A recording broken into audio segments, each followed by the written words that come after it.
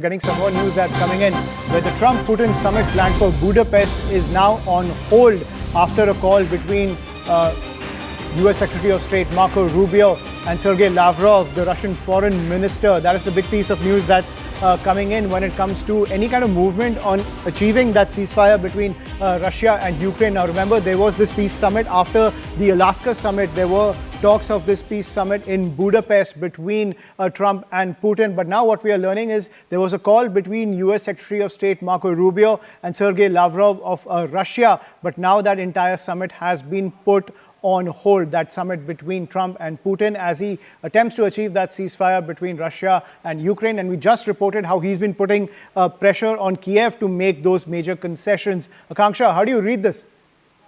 So this is in fact being confirmed by both sides. Kremlin also has signaled that no such summit is going to be imminent, as has been highlighted by the Kremlin spokesperson Dmitry Peskov.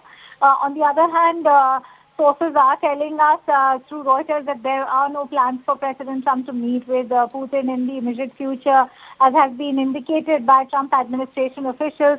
But most importantly, should be understood, Ayushman, that Lavrov and Rubio would need to coordinate a call to address many pre-summit issues. There are several questions that need to be addressed. They remain unanswered. One, of course, is going to be about what Ukraine wants, if it is indeed willing to give up on Donbass. Negotiating teams need to be determined and so on. Everything will have to be done in various stages. So remember, after that meet with the Ukrainian President, Donald Trump had highlighted that they will be looking at Hungary for a possible location or point of mediation, because Hungary happens to be one of the key NATO members that also share good offices with the Russian President Vladimir Putin. But the message that's coming out now is that they cannot postpone something that has not been finalized. Neither President Trump nor President Putin have given any exact dates, and preparation is needed before they come upon this summit, because there are a lot of pre-summit negotiations and understandings that have to be done. And after a phone call with Putin last week and a subsequent meeting with Zelensky on Friday, Donald Trump had shifted his position again and called on Kiev and Moscow both to stop where they are. And on Sunday, Trump had said that Donbass of eastern Ukraine will have to be cut up, leaving most of it in Russian hands. So we'll have to see what these pre-summit negotiations would be. But as of now, they will include various negotiating teams, as you rightly highlighted. To begin with, it's going to be the Russian Foreign Minister Sergei Lavrov and the U.S. Secretary of State Marco Rubio. Right, and Akanksha, very quickly, we're getting a fresh reaction from U.S. President Donald Trump. Now, he continues to claim that he was the one who brokered the ceasefire between India and Pakistan, and continues to make that peacemaker pitch on the global stage. He's made that claim once again. Let's listen in. I wouldn't have put out, I mentioned 8 wars, 9 coming. Of the 8, 5 were based solely on trade and tariffs. India, Pakistan were going at it. 2 nuclear powers, and serious nuclear. 7 planes shot down. They were ready to go, and I called them up. I said, you go to war, and we're not doing a trade deal. And they said, well, what does one thing have to do with the other? I said, it has a lot. You're nuclear powers, and if you do it, we're not doing a trade deal. And 24 hours later, they called me, we have decided not to do it. We stopped the war. We stopped the potential disaster, a nuclear disaster, because of trade.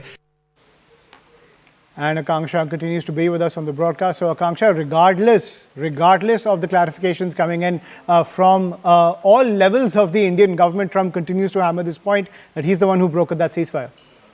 Absolutely, and this is becoming ad nauseum now, that the U.S. President claims to make these false claims, rather, when the Indian Prime Minister Modi has already communicated it to him way after a G7 summit took place in Canada. It was a over 30-minute phone call where Prime Minister had reiterated India's position, and not just Prime Minister Modi. In fact, India's External Affairs Minister Dr. S. Jaishankar has done the same. Trade was never used as a bargaining chip, as much as the U.S. President may want to claim that it was he who brokered that peace and used trade as a negotiating factor. Yes, there were phone calls made by the U.S. Vice President J.D. Vance even Marco Rubio. So these were peace overtures that were sent out. But the communication, as India has always maintained, happened directly at a bilateral level between India and Pakistan. This when the DGMOs of Pakistan, in fact, reached out to his Indian counterpart is when that ceasefire was brokered in. Trade had no role to play, but the U.S. President is not new to making such false claims, the latest being that the Indian Prime Minister has given him assurances that India will be halting Russian crude oil purchases.